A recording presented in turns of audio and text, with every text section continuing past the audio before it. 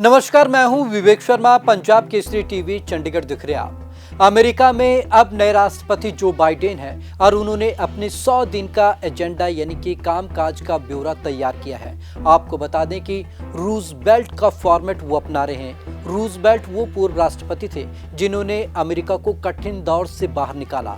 अब Joe Biden भी जानते हैं कि कोरोना काल में अमेरिका में स्थिति भी बेहद खतरनाक है। अगर अमेरिका को इस स्थिति से निकालना है तो रूजवेल्ट का फॉर्मेट उन्हें अपनाना पड़ेगा। चलिए आपको एक खास रिपोर्ट दिखाते हैं। रूजवेल्ट की राह पर चले जो बाइडेन अमेरिका को संकट से उबारने के लिए दिखा रहे तेजी।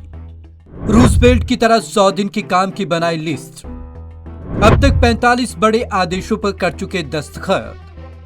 अमेरिका के नए राष्ट्रपति जो बाइडेन को पद संभाले अभी दूसरा हफ्ता ही चला है। इतने कम वक्त में उन्होंने ट्रंप के फैसले पलटकर पेरिस समझौते में वापसी, H-1B वीजा समेत 45 बड़े आदेशों पर दस्तखत कर दिए। साथ ही तेजी से काम करने का नया रिकॉर्ड बनाया।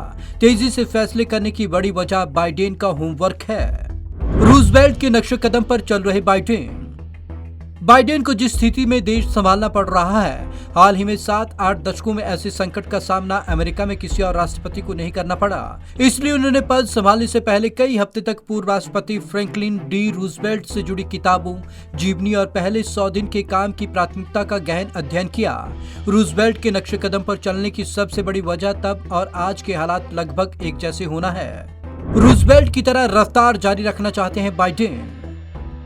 रूजवेल्ट की तरह ही बाइडेन अपनी रफ्तार जारी रखना चाहते हैं। यही वजह है कि फरवरी में जब संसद शुरू होगी तो वह 1.9 लाख करोड़ करीब 140 लाख करोड़ रुपए के कोरोना पैकेज को सबसे पहले मंजूरी दिलाना चाहते हैं। रूजवेल्ट के पहले 100 दिनों के कामकाज पर लिखने वाले मैनचेस्टर एम्स हर्ट विश्वविद्यालय में स्कूल ऑफ पब्लिक पॉलिसी के निदेशक अल-साइदर एस रॉबर्ट्स ने बताया कि बाइडेन प्रशासन सत्ता संभालते ही बेहद अच्छे फैसले ले रहा है। प्राथमिकता के साथ तेजी से फैसले से ट्रंप के निर्णयों से जो नुकसान हुआ था उसकी भरपाई होना शुरू हो गई है।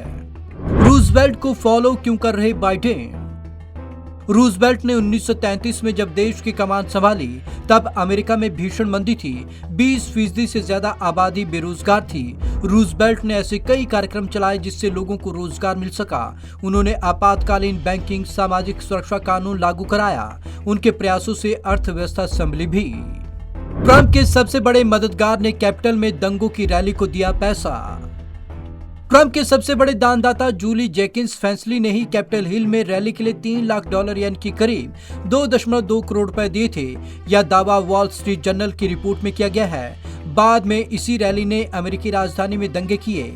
रिपोर्ट के मुताबिक सुपरमार्केट चेन के मालिक जूली ट्रंप के अभियान में सबसे बड़े दानदाताओं में से एक हैं। ट्रंप पर आरोप लग रहे हैं कि व्हाइट हाउस में बने रहने के लिए उन्होंने अपने समर्थकों को उकसाया था। इस कारण ये दंगे हुए। Bureau report, Punjab Kesari TV, Chandigarh. तो जो बाइडेन रूजवेल्ट की तरह ही रफ्तार बनाए रखना चाहते हैं, उनका फोकस पूरे 100 दिनों पर है। जिस तरीके का एजेंडा उन्होंने 100 दिनों के लिए सेट किया है वो 100 दिनों में ही हासिल किया जा सके। तो आज की इस खास रिपोर्ट में बस इतना ही। विवेक शर्मा को दीजिए इजाजत। नमस्कार।